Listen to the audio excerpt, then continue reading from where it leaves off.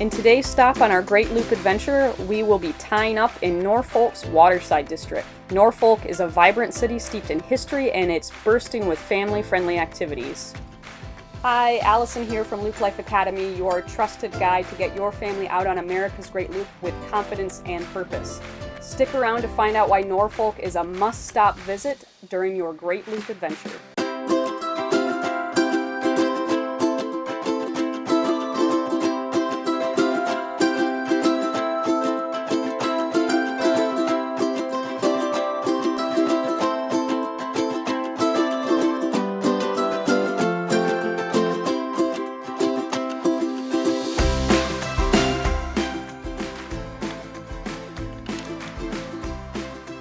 Norfolk is located about halfway up the East Coast on the Atlantic side of the United States. Norfolk is in Virginia on the southern end of the Chesapeake Bay. If you're coming up from the Dismal Swamp and then enter the Elizabeth River, you will come out in Norfolk. We're going to focus mainly on the Waterside district. This is where the AGLCA Spring Rendezvous takes place. Remember that the AGLCA is America's Great Loop Cruisers Association, and this is a really fantastic community to get current information on routing and assistance while you're traveling the loop. You should aim to be in Norfolk during the first week of May so that you can attend the AGLCA Spring Rendezvous, because the rendezvous is going to offer you route briefings from the Chesapeake to the Tennessee River and includes Canada.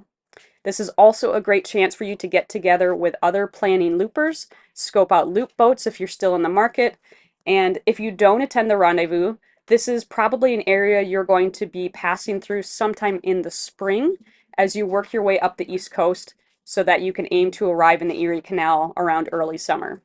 As a family on the loop, we're always looking for areas that we can stretch our legs and burn off a little energy. One of the things you should check out while in Norfolk are the mermaids. You might want to start with the mermaid at Nauticus. There's a mermaid in a fountain there, but there are mermaid statues all throughout the city. This is called the Mermaids on Parade, and you should just see how many you can find as you explore town. There is also an interactive map online that you can find that will show you the location of all of the different mermaids in Norfolk. You can also go for a run or take a walk through Town Point Park. It's right along the waterfront. You can see a lot of green space all along there. This is obviously pet friendly and family friendly. Burn off some steam in this area. Along that waterfront area is the Elizabeth River Trail. This is where the Waterside Marina is located.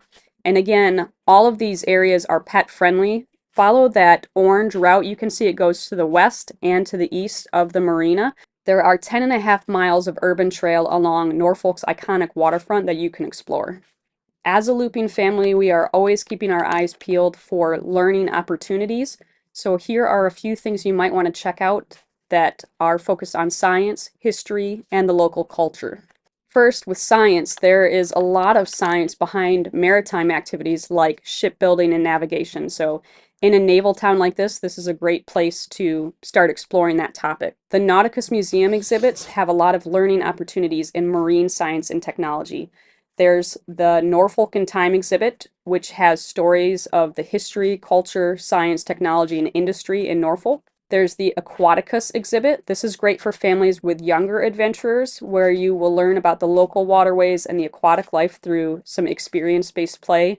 The Nautical Neighborhood Aquarium contains aquatic friends from the Elizabeth River and Chesapeake Bay, which is a great way to get familiar with the wildlife in the waterways surrounding the area. Again, the Elizabeth River Trail and Waterside Walk. This is a great place for some science topics. Again, this is where the marina is. As you walk along the trail, you can explore the local flora and fauna. You can have conversations about environmental conservation, and you can also talk about the impact of human activities on natural habitats. This is a little bit outside of a walking range, but if you wanted to catch an Uber, you could go visit the Norfolk Botanical Garden, or a similar distance away is the Virginia Zoo. Both of these are great learning opportunities. You just can't walk there, you'll have to get a ride. Norfolk is steeped in history, especially when it comes to naval and military history.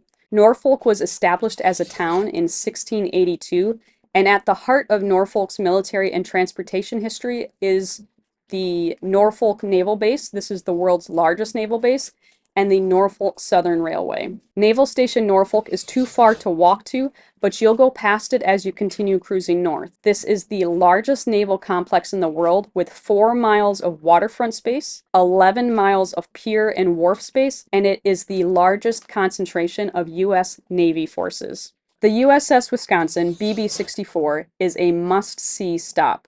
Walking down West Plume Street, you'll have a great view of the bow of the ship, and this is a massive World War II era battleship. You can take a self-guided tour through this floating city, and I do mean city. It has everything from mess hall to chapel to library to a post office, and there are knowledgeable veterans that are stationed throughout the ship that can share facts and information about the ship.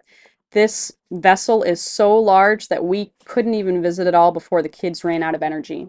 The MacArthur Memorial is not too far away from the marina as well. This is a free learning center that honors Douglas MacArthur and veterans from World War I, World War II, and the Korean War. There is also the Chrysler Museum of Art. This is a little bit of a longer hike, but it's worth a mention. The museum was founded in 1933 as the Norfolk Museum of Arts and Sciences, but in 1971, Walter P. Chrysler Jr., the automotive heir, donated most of his extensive collection to the museum, so it is now filled with thousands of works of art.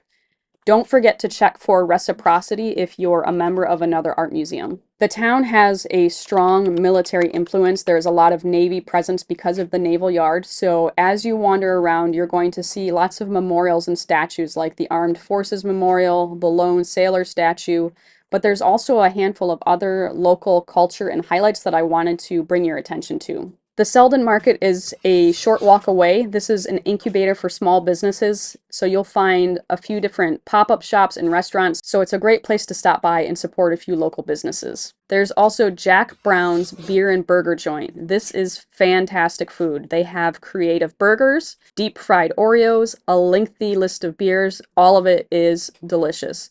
It is a casual and funky space, but as a parent, you should know that the wall art is not all kid appropriate. Our kids were young enough that we didn't think they'd really pick up on it, but it's good to be aware before you head in there. Honorable mention here is Norfolk Coffee and Tea. This is too far to walk to, but we did enjoy boxes of Virginia's Choice tea from here. That was gifted to us by the Waterside Marina staff during the AGLCA Spring Rendezvous in 2023 when they found out that I was a big tea drinker. If you are a family traveling the loop, there are always opportunities to learn. So to help you out, here is a list of just a handful of vocabulary words that you might bring up while you're in Norfolk. History. History is the study of past events. For example, when we visit, we will learn the history of the USS Wisconsin, starting with its time in World War II. Historical figure. A historical figure is a person who lived in the past and whose actions resulted in a significant impact on other people's lives. For example, the MacArthur Memorial is dedicated to preserving and sharing the story of historical figure General Douglas MacArthur. Artifact.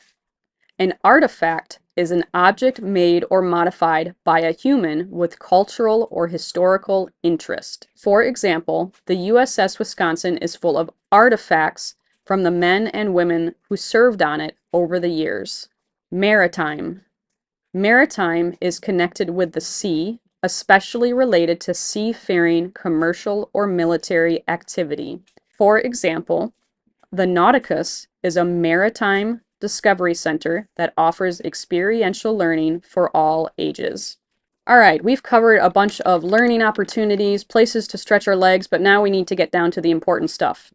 Where are the sweets? We did not stop at an ice cream shop while here, but we did stop at the Granby Waffle Shop at Slover. This is inside Selden Market and is attached to the library entrance. Here you are going to find chicken and waffles and other savory waffles. You will also find dessert waffles. This is what we came for. This shop is open from 9 a.m. to 2 p.m., so if you want that sweet treat, make sure you stop there early enough in the day. Adventurers also love a good place to research and read, so let's talk about the library, which is connected to the waffle shop. This is, again, just a short walk away from the marina. It's attached to the Selden Market. It's right next to the waffle shop. You're going to find the Slover Public Library. The Slover Public Library blends traditional library functions of just normal books and research with the best of contemporary library resources and services. So not only do they work with community learning and participate in civic engagement, but they also have a lot of leading edge technology here. We were most impressed with the Slover Creative Studios. This is a community center for artists, designers, craftspeople, and makers of all kinds. These studios offer community access to leading edge technology and extensive resources that will nurture endeavors in digital art, photography, 3D printing, sewing, video production, and other creative maker activities.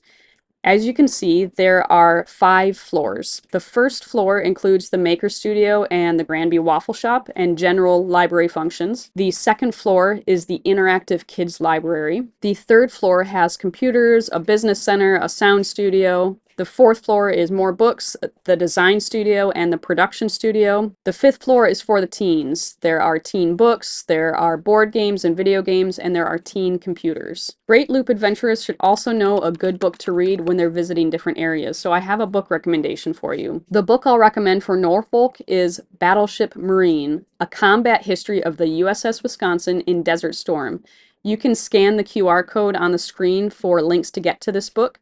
I'll also put a link in the description. This is a short read. It's just over 70 pages, and it is only available on Kindle. The genre is military and naval history, and this is the author's eyewitness account as the ship deploys from Norfolk for the Persian Gulf. Recommended age for reading this book is mainly adults, but if your high schooler is interested in military and naval history, this is a great short read. There are not a lot of reviews on Goodreads, but this has a pretty high rating with a little over 4 stars. I also checked Amazon, and there's a few more reviewers, and it has an even higher rating of 4.8 out of 5 stars. So this is definitely a recommended book as you're visiting Norfolk. I hope as you visit Norfolk on your Great Loop adventure that you find even more gems.